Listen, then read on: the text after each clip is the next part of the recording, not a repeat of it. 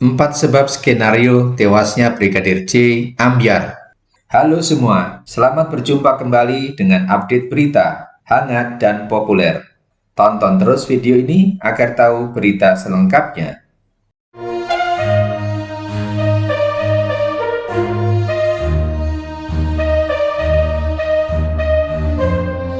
Spekulasi tewasnya Brigadir J terus menjadi perbincangan masyarakat. Berita seputar kematian Brigadir J selalu menghiasi halaman medsos, baik tulis maupun audiovisual. Berbagai pendapat berseliweran. Ada yang berpendapat bahwa tewasnya Brigadir J adalah kasus kriminal biasa yang seharusnya bisa segera dituntaskan. Pendapat lain menanyakan kenapa saat keterangan pers tidak ditampilkan barang bukti juga foto mayat korban seperti kasus-kasus lain pada umumnya. Kan biasanya dalam press conference ya kan, kayak KM50, wah ditunjukkan pedangnya, pistolnya ya kan. Ya. Padahal itu kan harusnya semuanya ada pistolnya, ada dua-duanya, ada bekas bajunya, baju yang dipakai Brigadir J, kemudian ada proyektilnya, ada selongsong pelurunya. Itu nggak pernah dilihatkan ke masyarakat. Dalam press conference nggak pernah kita lihat barang-barang itu, Pak. Itulah yang dari sejak awal kan komentar saya. Iya. Polisi kali ini berbeda dengan sebelumnya. Kenapa skenario tembak-menembak tersebut menjadi berkembang liar dan keruh? Dirangkum dari berbagai sumber, setidaknya ada 4 penyebab skenario tewasnya Brigadir J ambyar. Pertama, dilarangnya pihak keluarga melihat jenazah Brigadir J. Dilansir dari Suara.com, pihak keluarga mengaku bahwa mulanya tidak diperbolehkan melihat jenazah Brigadir J. Namun karena rengekan ibu almarhum, akhirnya polisi mengizinkan. Sebab kedua, adanya beberapa perbedaan keterangan polisi. Sebagaimana diungkap dalam podcast Refli Harun bersama mantan Kabais TNI Soleman Ponto, menyoroti informasi tentang perjalanan istri Verdi Sambo dari Magelang ke Jakarta. Disebutkan bahwa istri Verdi naik mobil.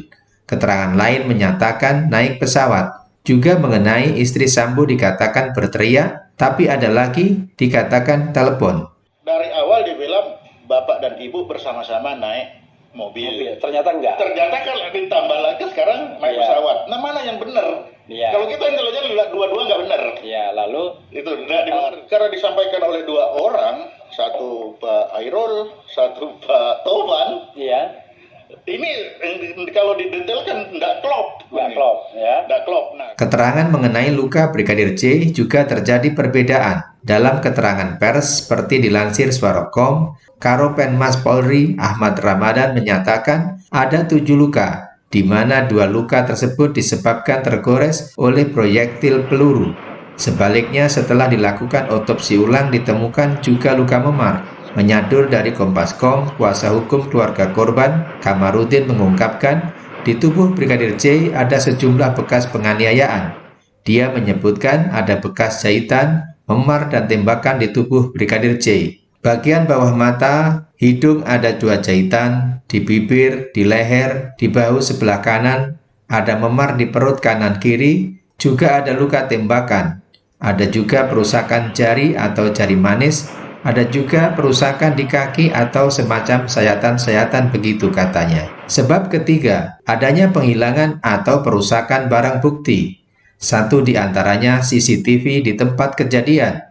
Muncul pertanyaan, kalau dinyatakan tembak-menembak, kenapa ada upaya barang bukti dihilangkan? Seputar Tangsel.com menulis bahwa tim sus bentukan Kapolri mengaku mengalami kendala dalam mengungkap kasus tewasnya Brigadir J dikarenakan adanya penghilangan atau perusakan barang bukti oleh pihak tertentu.